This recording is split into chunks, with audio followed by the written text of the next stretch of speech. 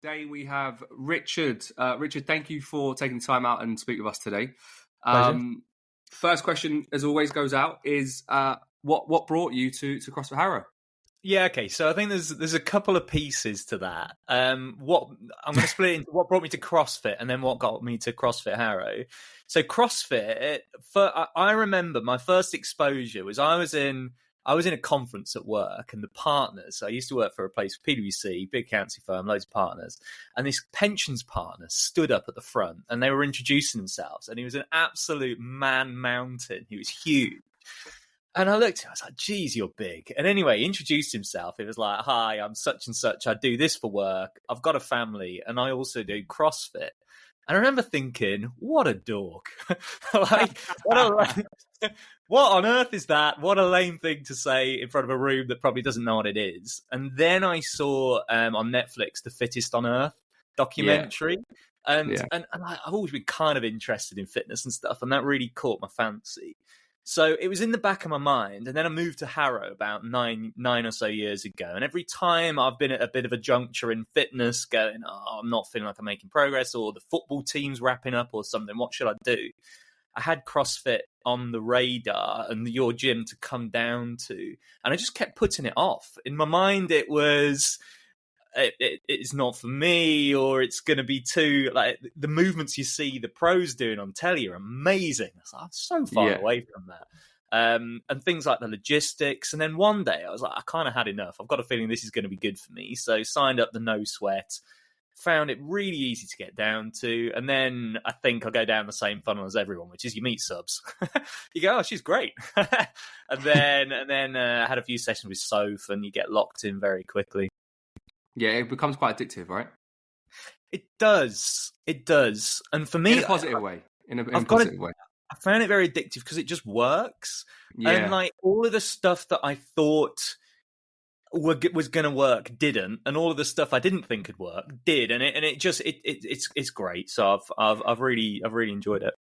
Apart from the where you said maybe you like the movements that you see the guys do, what was in the back of your mind thinking that maybe it wasn't for you? This is quite a good nosedive conversations going, because I think a lot of people feel the same way as you and see it and they're like, I love the look of it, but maybe it's not for me. And I'm always curious to find why that might be. Yeah, I think it's really intimidating. I think there's... Is that from what you see on things like Netflix and things like Facebook and Instagram? Is that because you see the competition side? So let me just do a little bit of what I was doing before. So like before I came, I was a runner. You know, I'd go out and do 10K. That was the furthest I liked to run. Though I never liked to go further than 10K. That's easy. You put your shoes on, you go out. I played 5-a-side football or 11-a-side, depending on what point I was at. And then I went down to the gym and did some strength stuff. And I probably did that about once a week. Occasionally in my life, I'd do it a little bit more or a little bit less. But I always used to try to boil it down to the fewest movements possible, because there's so much you can do in a gym. It's like, where do I go? What do I do? So I was the big five, the deadlift, the back squat, bent over row, chest press and shoulder press. Yeah. And then I used to do dips and pull-ups. And I would go and I'd try and do whole body. I'd try and do 3. But it was always for me, how do you simplify to make progress in the areas that are important? And then when you see, like, I don't know, like probably my first intro session on ramp, you get given a skipping rope and you're like, I don't know how to do this. I'm not sure. I can kind of squeak out a pull up, but a clean, a snatch, or I've never really used a kettlebell like this. You know, there's just a whole world of stuff, and the high intensity interval training component. You know, it's not something I'd ever programmed in for myself. And I suppose that, like, with that comes things like risk of injury. You know, if I do something I don't normally do, am I going to hurt myself? And the other piece that I don't think I appreciated before I started was scaling. The idea that even if bar muscle ups are programmed, I'm not going to be doing bar muscle ups, and I'm not going to just be like hanging there embarrassed. The coaches are there to help you through that. But it's only when you get a taste of it and you start going, wait a minute, this is for normal people. It's not for elite athletes. Yeah. Then you start to appreciate how it works. And actually, kind of coming back to that point around injury, what I've found with the variety you get is you're way less likely to get injured because you're doing a bit of everything. And as soon as you think that, it's intuitive. But before you start, you got all these misconceptions and so on. Yeah, totally. I think that the realm around injury within injuries happen in any sport, right? And the most likely way that someone's get injured is because they're not doing something right and maybe not willing to fix it, or they know about it and they're not willing to fix it. But and that's certainly where injuries happen, and that has happened in various CrossFit gyms. It's happened in various commercial gyms. It happens in football, whatever. Obviously, contact sports is generally going to be an acute injury as opposed to something chronic. But the injury part can happen anywhere, and I think it's if that person can understand that there's a fault in their movement pattern and they're willing to change that, then, like you said, the likelihood of getting injured is probably not going to happen, and you're probably going to be stronger. Well, not probably, you will be. In that area and other areas. And that's certainly been my experience, which is like let's go back to me going down to Pure Gym and banging out the same 3 exercises every week. I thought I'd got pretty good, pretty strong at, say, back squat, and I look back, my technique was horrible. And it led to all these imbalances, and like I'm nowhere near the range of motion, nowhere near enough like glute activation and all of this stuff where I'm kind of going, well, you know what? Maybe that's why I got injured when I was running a bit, or that's why. And I know you've talked a lot in the podcast about longevity, and that's why you do it. And for me, the way that it's fixed, like the movement pattern of the legs, like just simple things like the way I climb stairs now, I feel like it has changed. And that's because of the technique of kind of going into your box jumps and you're all of this and that. And exactly the same thing with shoulders, which was where like the thing that's probably been the biggest change through the journey at the gym so far is about getting a shoulder injury and trying to work out what it was, and finding now I get things out of shelves different, like using a different part of the shoulder to lift my arms up. And I think the methodology that CrossFit uses is great at giving people the opportunity to discover this. I don't think it does everything for you, but I think it gets you close. Yeah, well, it's developed from my point of view, I think it's changed quite a lot from when I first started doing it many moons ago to where it is now. And I think the education around it is greater, and people are prioritizing different things. I think back originally when it was quite raw and fresh in maybe 2009, 2010, it was about getting in that hard, gruesome workout, heavy metal music, and like almost like that garage shutter kind of American dream style thing, hard, hit it fast, and bleed on the gym floor or wherever that was. But that's very much come away from that, and it is about how well you can do something for and how long you can do that for. I mean, ultimately, we've become so much more aware of being fit as a whole, as opposed to in one domain. And our goal, especially now, the last couple of years at the gym, is how can we get someone fit, expending the least amount of energy,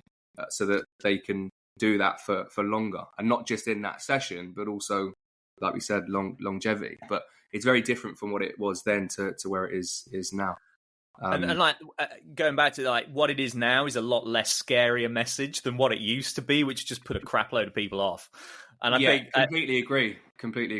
The kind of flip side to that, and I think a lot of affiliate owners are onto this, and a lot of coaches, is that what the media or social media from the CrossFit side are portraying at the moment is a lot of heavy competition stuff, and that's not a good entry route for people, because when they see that, they might go, well, I definitely can't do that. And if that's the first impression, that's gonna stick. Like your experience, and everyone that I'm fortunate enough to talk to on these podcasts and meet day to day, what happens within inside the four walls of most CrossFit gyms, probably 80 to 90%, if not a little bit more, they're around fitness and not competition. So that's where it then becomes available to everyone. It's, I think, where the competitive side is that's not for everyone, and that's probably where things in one way get missed out, but you do so much more too, because you've got a different agenda, right? Yeah, absolutely. But I could talk about that part all day. Let's dive, because I'm looking at the notes, and there's things that you spoke that recently had leadership training stuff, and CrossFit So Scary Be Brave, and this growth mindset that we spoke about. And I've actually read that book a long time ago. But give me a little bit about, or give the listeners a little bit about what that experience and what that's meant for you for the last couple, or since that meeting. Yeah. So just to explain to the listeners what we're talking about, this is the idea of the difference between having a fixed and a growth mindset. And a lot of this was something I'd kind of felt but never heard put into words before. And I just had some management training the other day where somebody put it up on a screen, and for me it just chimed, and I thought it'd be interesting to play it back, because as you say, when I wrote back in the notes, this idea of CrossFit being scary and you've just got to take the leap and go in and do it, for me is a really big thing. It's not easy and you just step in and relax. You got to step up a little bit. And the way that this works is it's like there are a few different pairs. Difference between a fixed mindset and a growth mindset. So the fixed mindset is, this is the best I can do, whereas the growth mindset will say, I can keep moving. And rather than thinking, I can't do this, you think, I can practice more. Yeah. Now, what it doesn't say is, like, I can do this. You're not trying to fool yourself and pretend that things that you aren't capable of, you are, if you just have a positive mindset.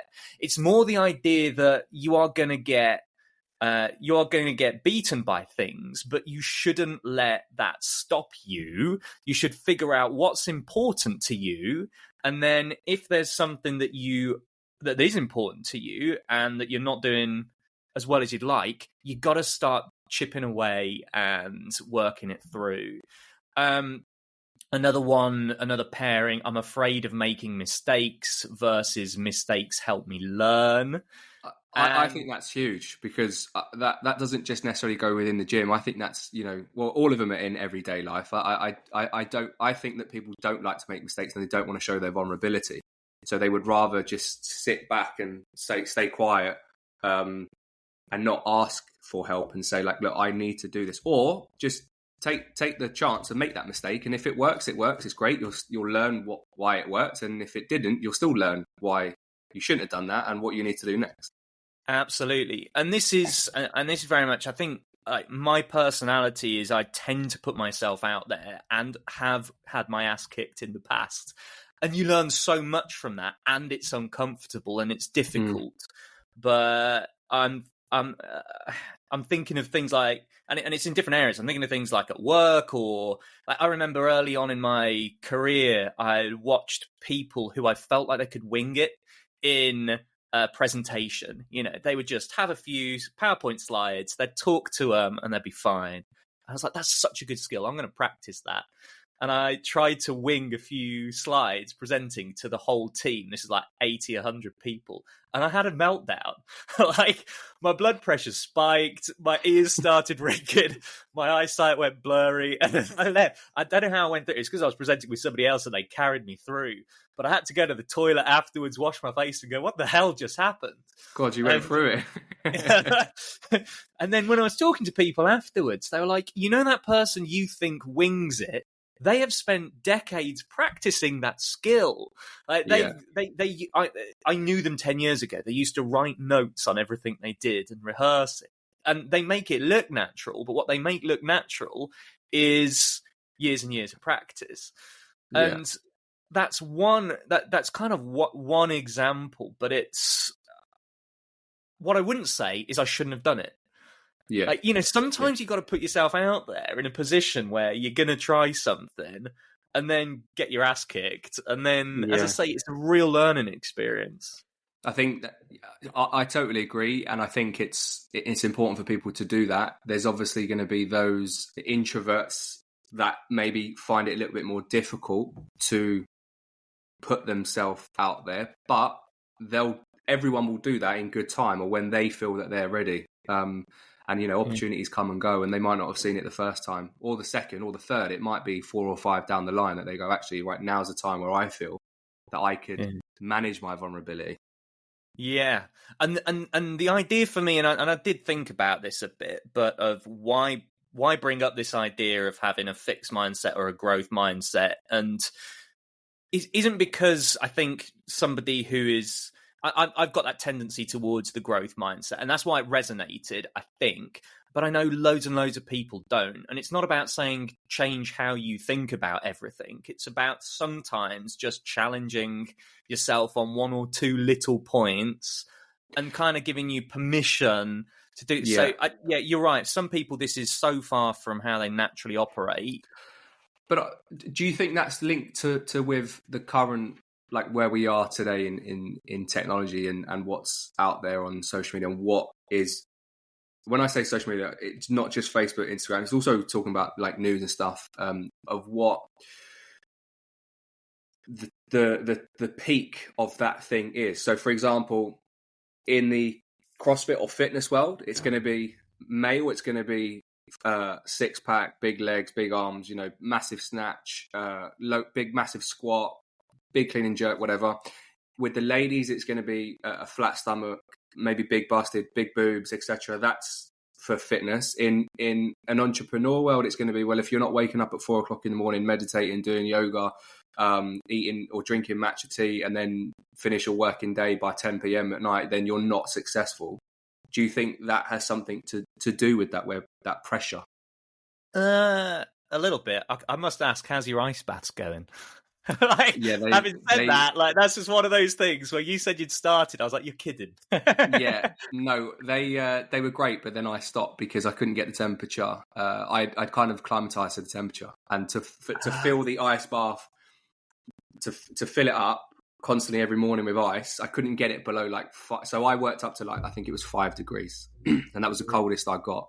I think because it was in the shade, and then obviously it started warming up a little bit. But to put in ice every morning, and I just fucked it off. But I will say that did it help me recover? Yeah, absolutely. But I think the biggest thing it done for me during that period was mental resilience. I think it just put me in a different frame of mind. And I think that's also, if you look at it, a part of the growth. I originally didn't think that I could do it. But again, it's just starting those small goals. I think when I first originally started doing it, we started doing it, 13 degrees or 15 degrees was the temperature, and we just worked our sorry, my throat's gone. We worked our way down. I would probably do that again. I think next time I'd probably invest in something that is a little bit more convenient, that just stays a little bit cooler for a longer period of time. It looks so inconvenient, but it's a great thing to do. And a lot of what you were talking about, those influencers that give the impression that they get up at 4:30 a.m. and then they do, cleansing diets or whatever. There are some good ideas in that, right? Yeah. We should take some stuff away from that. But I think, so your question was kind of like, has that made it work? Yeah, it went around in kind of went around a little bit of a... There's a few different things in there. So we started with sort of personality and whether you're introvert and extrovert. And I don't think social media's changed that very much. I think people are just sort of finding different ways of expressing things. But actually, fundamentally, people are always people. And in 20 years' time, it'll be something different. But, we're all got to just work with who we are and figure out in the world that we're in.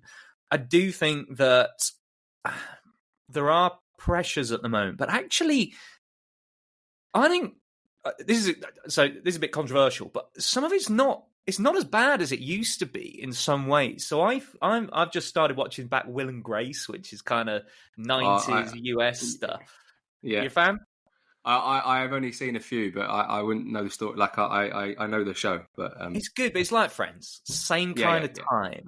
And then it was all the magazines, the fashion mags portraying a certain body image. And the cast is skinny to a point of being scared for their health, and they keep making fat jokes about each other. And you're looking at it going, this is madness. Like, at least when you see somebody who's bulky, they've had to eat something. Yeah. But we've kind of gone a bit too far towards the bodybuilding side. But I don't think there's ever been a point where there's been healthy communication about body image. Yeah, that's fair. I wonder if it's getting healthier. You know, I think we're moving away from the booze culture and it's okay to have a big as long as you're a lad. I don't know. And it's social media has its own problems. I think it's a different universe, different planet. It is, but it's as much to do with the fact that it's designed to hack your attention systems and make you always want to reach for your phone and do something else as it is, like as it is the content. I think the content's awkward, but as I say, looking back to the 90s, it's no better. It's no worse from a dangerous body image point of view, I don't think. Yeah, I think actually some of the magazines in the 90s, like only because I grew up with two sisters, you have like, I think it was Heat magazine, OK magazine, there was always things on there. I didn't buy these magazines, by the way. I think there was always things on there about female body image and what they the perfect female shape, for example, or what they should. I think one of the people that stands out was Victoria Beckham. Actually, I think she went through a period of like a lot of stick about how she looked and things like that. So yeah, fair. It's probably been around for a long time, but probably more exposed now on a larger scale. Yeah, and it all comes back to everybody's got to figure out their own things and just make their own improvements, and you know. So, I suppose even believe. Oh, sorry, go on. No, go. I was going to say, I very much believe the accusation that gets thrown at some of these influencers that it's probably genetics. You know, they probably, you could get 3 people, or let's say you get 1,000 people to eat the same stuff, do the same workout, and so on. If you take the top 1, they're going to look so different from, you know, the next 900 maybe. Who knows? But it's what they're probably doing is going, wow, I've got a body that's naturally inclined to do this, or as you know, maybe taking things that mean they say they're natural and they're not. But you know, whatever it might be, it's not fair to compare yourself. It's interesting to see this stuff out there, but I don't think it's helpful to get stuck in the idea that they are normal people too, and if you do what they do, you end up like them, because there's just so much fake. Like, there's no reality in that. Correct. I don't know if you've actually watched or seen this recently. There's a TV program from my girlfriend watched it, Olivia Atwood's, and like the plastic like that whole thing of I think they go I've tuned in, actually. It's quite an interesting program of how much people spend on themselves to make themselves look different. Whether it be male or it's both male and female, they'll go through different changes to their body, liposuction, lips done. There's guys on there getting things done to body parts and whatnot. But it's the same message, but in different worlds, right? It's everywhere. It's everywhere. And it comes back again to that point of longevity, I think. And so I don't get a chance to read many books nowadays, but I did read the Dave Grohl autobiography because I think he's awesome. And he said he remembered going to a benefit gig. So he's the Foo Fighters lead singer, was the drummer in Nirvana, all this stuff. Okay, that was actually going to be my next question once you finish that sentence. Yeah. Being into the music, that's it's taken as assumed knowledge. But so and he said he went to one of these benefit gigs where the Foos were performing, and he said 2 people walked in after each other, both around the 70s, aged rockers, and the first had all this work done. You know, the face was stretched, the teeth were gleaming, the hair was perfect, and he sort of watched him come through and go by, and the next guy looked like crap. He said it's just beaten up, like old clothes. They were both going out to perform, what have you, but he just looked nothing like the first guy, and he just went, I want to be like the second guy. Like, I Yeah, don't want to look. I don't want to look where people go, "Ooh, what's wrong with your face?" Like, yeah. and he said that moment, he just meant he could embrace it. And again, that's his personality as well. But I think a lot of people will feel that way in quite a few years' time and think, "Oh God, what have I done?" Or actually, simplicity is so much better for me. But yeah, everyone will get there in their own time, that's it. I guess. I just looking at. I don't know how much you could talk about in terms of career-wise and head of sales. That's knowing obviously the stuff that we do in sales can be a very high pressure job. Yeah, absolutely. That's not quite. Maybe I filled in the form wrong. I'm going to have to add a word to that. Sales sorry, analytics. head of analytics. No, you did. Sorry, that's mine. Sales analytics. You're now looking at me going, "Oh, that makes a hell of a lot more sense." Yeah, Because it does. so I work with all the sales leaders around the world in the business, but I've always been a numbers guy. Okay. So this is, I mean, I'll give you a little bit of, I know we've got a long way through the podcast, but go all the way back and give you a little bit of a quick history. So my first love really was music. That is the thing that caught my imagination as a kid. And I was always good at maths. And I kind of leaned into the stuff I was good at. So my A-levels were music and maths. Went to uni to do music. Again, follow your heart, do what you want to do up at Leeds. But at the end of the first year, I could tell I wasn't going to get a very good degree. Like, it just wasn't. It required me to lean in and work really hard, and I wasn't. I'm just not that person, you know. I like a structure, and my girlfriend at the time was doing maths and music as a joint honours. I thought, you know what, I could do that, so I switched. And then the maths got a little bit more important, and the music got a little bit less important. And I've still got friends in the music industry, and they really love their jobs, but for me, it works best as a hobby where you can be expressive. If you do it as a job, you've got to go after the next buck, and you've got to do music other people want you to do, and blah, blah, blah, blah. May I just add in this point for the listeners that we had a talent show at the gym not too long ago, and you came in and and Rich came in and played the drums, and it was absolutely fantastic. Sorry, I just thought I'd slip that in because that was great to see. Oh, cheers, bud. No, and I do love playing, and it's something I'm trying to get. When my last kid arrived, I was in band practice, and I got the call saying, "You got to come home." This was 4 weeks before he was due. We had a gig 3.5 weeks before it was due. It was the last rehearsal. And yeah, I had to just down tools, but because I was there, people couldn't give me shit about it. Like, it's like they could see the colour drain from my face and go, "Guys, I'm afraid I've got to go." And then that was the last time the band played together, and the last time I played with people, because it had just got too unwieldy, and it was the final straw that broke the camel's back. And it's a shame, though. I'm trying to find a route back in.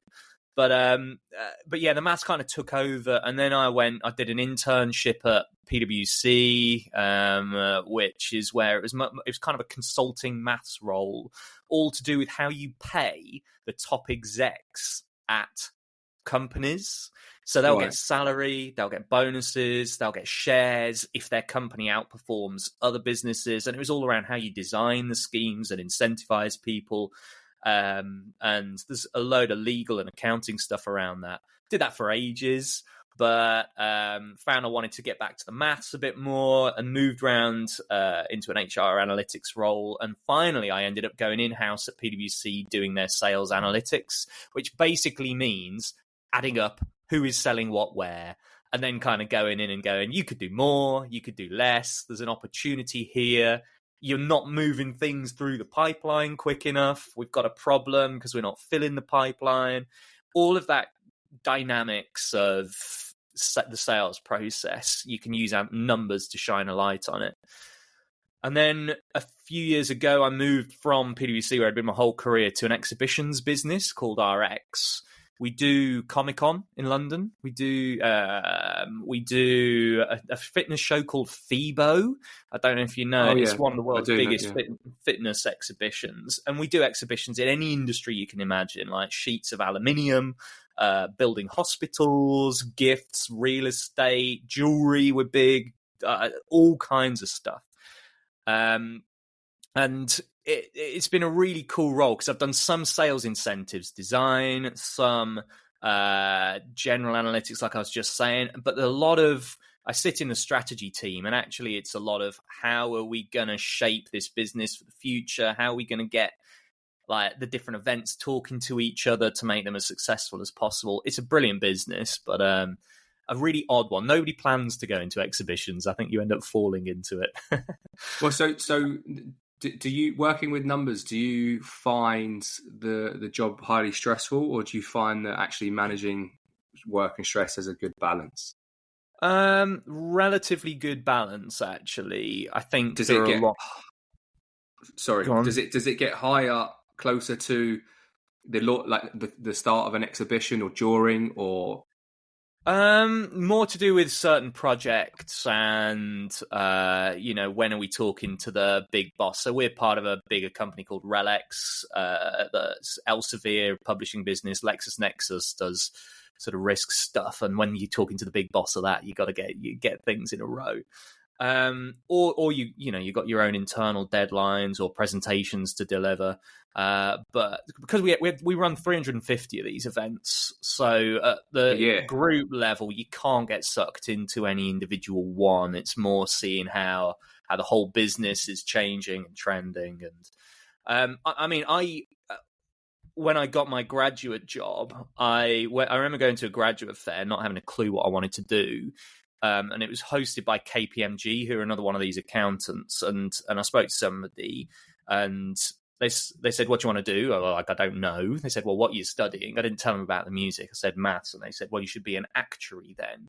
And an actuary uses maths to model insurance and pensions. And I went home and looked, and it came top of the earn money but don't get too stressed ratings of jobs. There's like a list of them. And I don't know, being a cynical kid, I was like, that suits me. So I do think office jobs aren't quite as, like, we don't sell them enough to people deciding what careers to go on. Because I think a lot of people, when they try and work out what to do, they like to go for something they can imagine and they've seen and they've felt. Whereas there's just a whole world of stuff that needs doing that nobody could ever tell you needed doing. You just have to get out there and, I don't know, take one step after the other and see where it goes. But and now that's there's a long way of trying to justify. Yeah, I think so. But that's just a long way of justifying. Actually, work hard, but I think a lot of people out there work very hard too. Yeah, fair. And I think one of the questions I want to ask, and obviously some of the listeners will be in a similar position of that, of work, family, training. And my question is there anything, how you manage that you could help someone who maybe doesn't manage it so well? I think, part of it is you just got to recognize it's going to be tough and you're going to have to put in quite a lot of effort.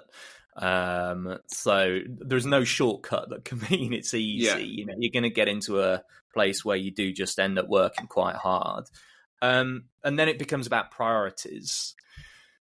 So I work 4 days a week. Not many blokes do. I've gone part-time at work, and I just kind of push that conversation at the right times, to make sure that I've got that extra day. The downside is I get paid 20% less, and that's a big kick. That's not insignificant. But my wife does the same. She's 4 days a week.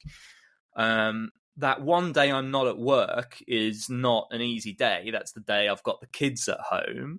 But that allows a little bit of balance with, with spending time with them, spending time at work, making sure that my career doesn't take priority, nor my wife's doesn't take priority, and just trying to get that balance.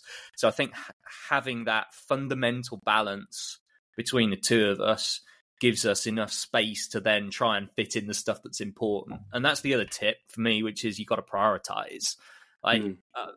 I think COVID was interesting, and I shouldn't use the C word now, but COVID was interesting because it gave everybody the opportunity to do like so many hobbies, and you come out of it almost with an anxiety. Like I had that owl from Duolingo shouting at me for months because I really got into it, and then I let go of it.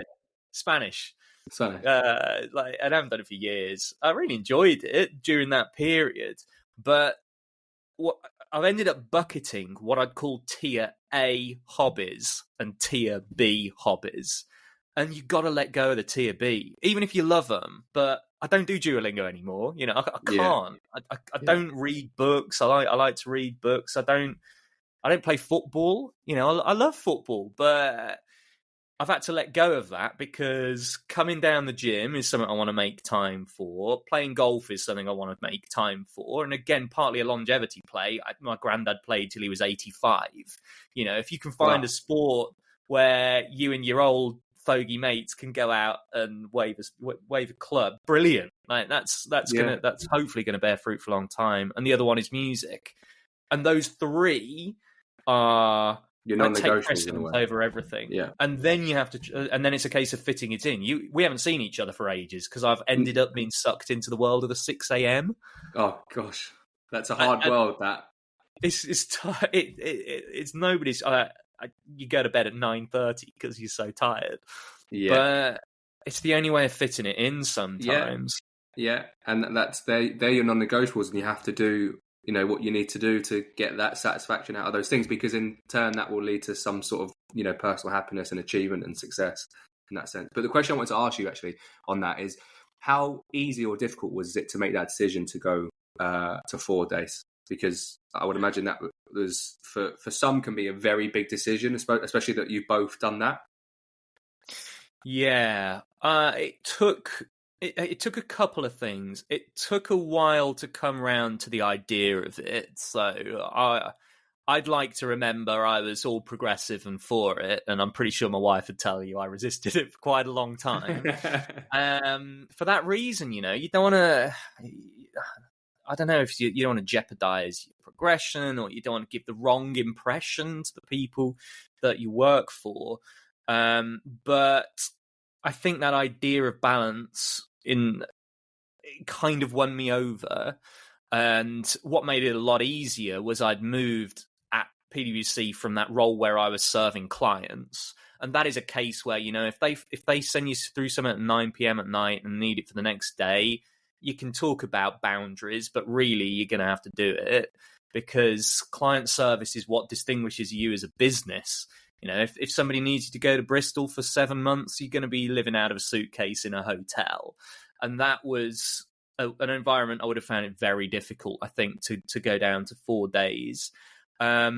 But then because I moved internally, completely different culture, people who were working part-time, mainly the women in the team, but it just opened that door for me to say, well, a few of you guys do it. What about me? And I think the environment was key. I then felt blessed to get the role I've got now, because it was a bit of a step up and it was something I was aiming for. And I asked my boss and he said, no way, you got to do 5 days. And again, we had to make that work for a while. But that was when there was a lot more working from home and I could come at lunchtime. So you kind of caught the end of that. I've only gone back down to 4 days this year, but that's because I've been there 3 and a bit years. The leadership was changing, and I said, look, this is me being there 4 or 5 days isn't going to change what I can deliver now that I'm embedded.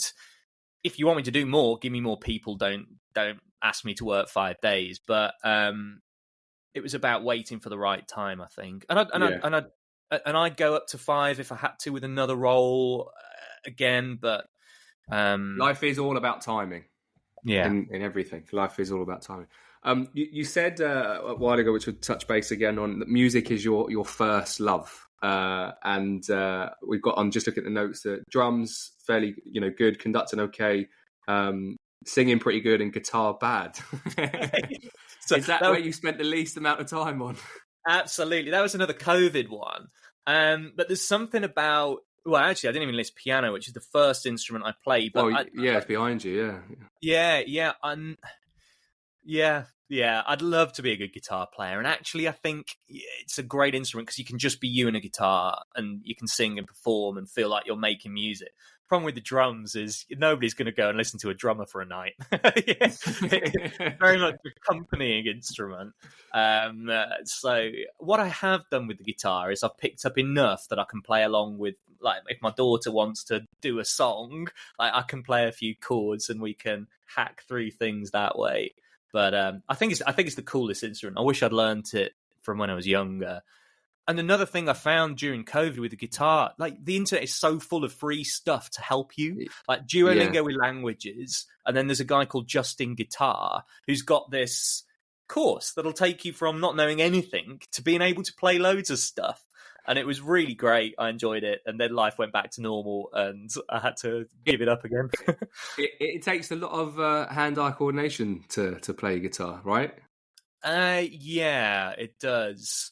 But from piano and when I say drums, actually my main instrument by the time I went to uni was percussion.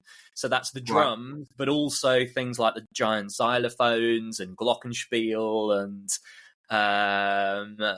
loads of different instruments. Anything you hit, at the back of an orchestra, that was what I was playing at that time. So I think I've got some of the hand-eye coordination, and it helped. Those people. I bet you find it easy to learn Spanish because of the Italian. Well, I haven't done Spanish as such, but when we go to Spain, there are a lot of words that are very, very similar, and I can understand a couple of things. My girlfriend can speak a little bit, and she's actually learning Italian too, and she can. She learns faster because she has a Spanish base. Yeah. Well, and same with music. If you understand the fundamentals, you're going to learn guitar quicker than somebody who's coming to it that doesn't know chord progressions. That's theory, nothing to do with the guitar. But if you know how songs are structured, you're going to pick it up that little bit easier. Yeah, a friend of mine that tried. Yeah, I never got into it. I couldn't. I found it very, very difficult. Yeah, I just didn't actually have that coordination. But I had no background in terms of that theory either. I couldn't tell you what music notes meant or anything. Yeah, but now I'm going to challenge you there. This is growth mindset stuff. Yeah, I could. Not any good at it. It's that you just haven't put the time and the practice in. I reckon. Completely agree. Yeah, never.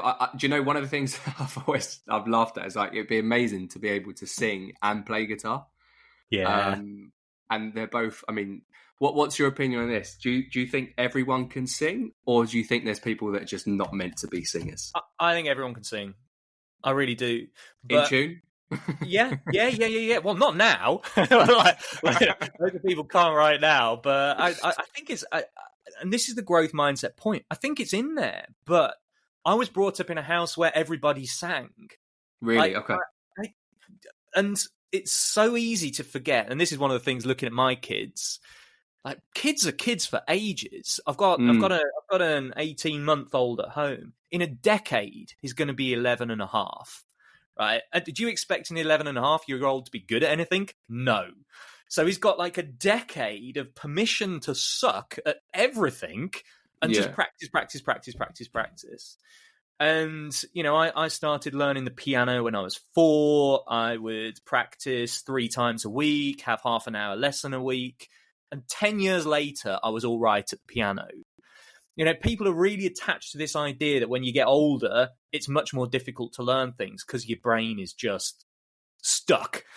And I really don't believe that's like it might be partly true. No, I have to agree with you. I don't think it is. I think because you're more you're a little bit wiser and have a little bit more experience of in a way how to learn. As opposed to as a kid I sometimes I wish I could go back to school to relearn because I don't think I appreciated certain things at school. I've gone back to school this last year of topping up my Italian and getting it, redoing my GCSEs and things like that, and doing my A levels. I actually think it's better to do it as an adult.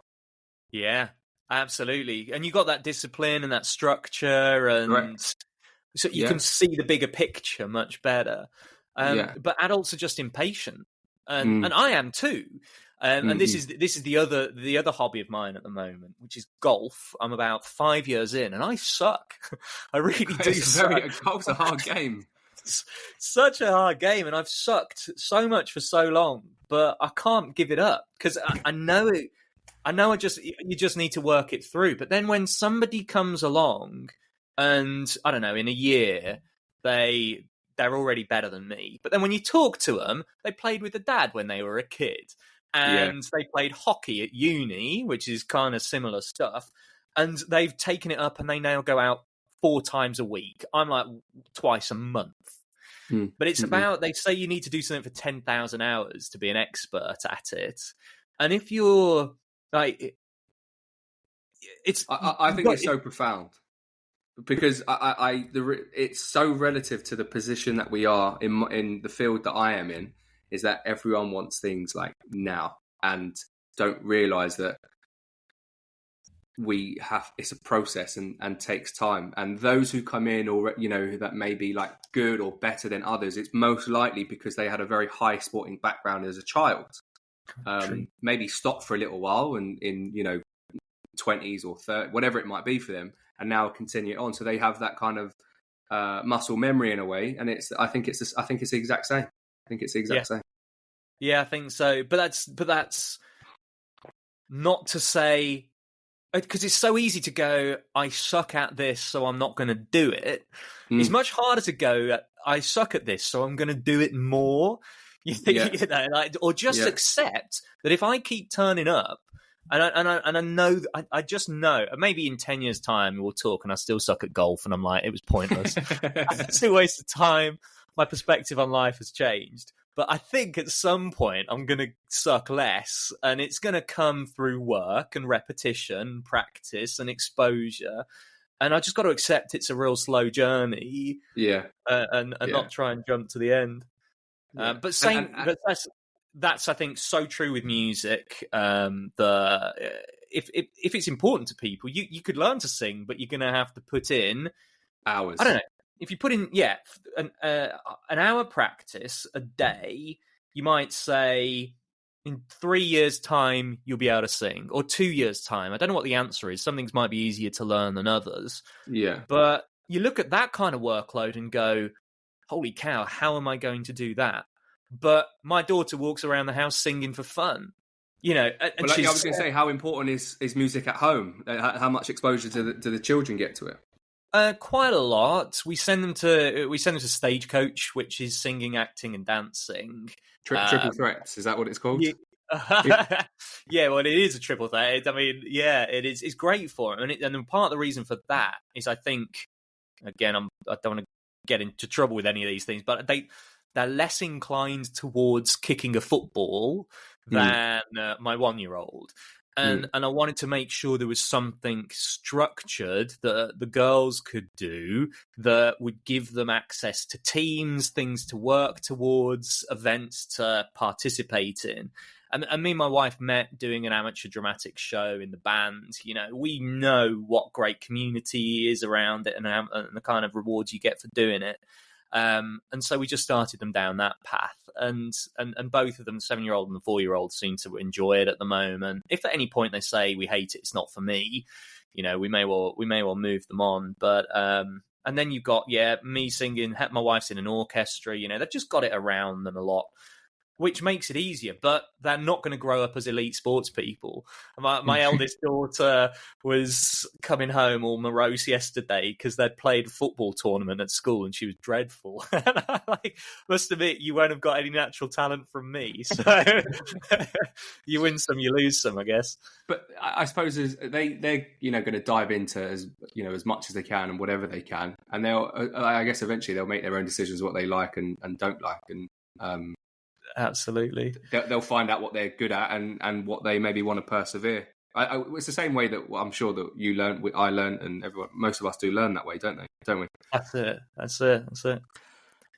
What in terms of maybe some goals that we have, either personal goals that you have or fitness, what have you got? What's on the agenda and what's on the map for you moving forward?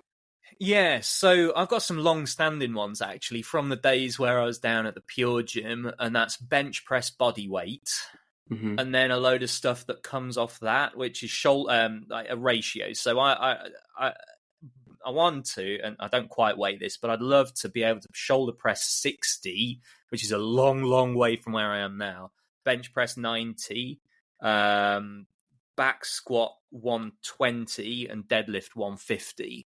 And actually, good numbers. I saw this ratio thing of like you should do blah blah blah blah, and that's been with me for ages. And on the lower body stuff, I'm not too far away, but I'm miles away on the upper body. And actually, I'm a bit relaxed again about how long it takes me to get there, because what I've found over the last year and a half is it's been about mechanics and stability, not strength. So when the time comes to build strength, you got a stable base, but the mechanics have been the limiter for a while. But then there are a couple of other movements. And then there are a couple of other movements I've got in mind around single leg squat. I'd love to be able to get one, which again is about the mechanics, because the strength is probably there, but the stability isn't. And ring dips, probably, and that's probably an interim goal, because I can bang. And again, this is where CrossFit will shine a light. I used to be able to knock out sets of 12 dips on the parallel bars, and came to do one ring dip, and I couldn't move. I was like, there's something. I started to get. It's just I got so used to sort of elbows out, pushing in. And the rings wobbling a little bit. And I couldn't. I just impossible. So for now, I know for a stability point of view, I need to get ring dips. Then my shoulders are working properly. Then, so those are probably the fitness goals I've got at the minute. Yeah, they're all interlinked. I mean, you'll find that as your things like flexibility improves, as your stability improves, core, all those shoulders improve, all those things will slowly come together. The strength, as your strength reaches closer to those goals, you're also going to find that a lot of those things may be easier to do. For example, once your squat gets to those numbers, the only thing that's probably going to hold you back in that single leg squat is probably not going to be your strength. It's probably going to be the flexibility or mobility to get into that position, or stability of the knee, the ankle, those things, and how your foot lands, and in terms of is it pronated, underpronated, etc. Correct. And I had and there's one other area I need to work on, which is core strength at the moment. And I just had this so typical CrossFit experience the other day, where I came in and it was me, I think it was 3 ladies from the gym and like a much lighter guy than me, and we were doing cleans. I think it's the hang clean stuff. And I was going, I feel good. Like the weights I've got look really good. I'm feeling good about this.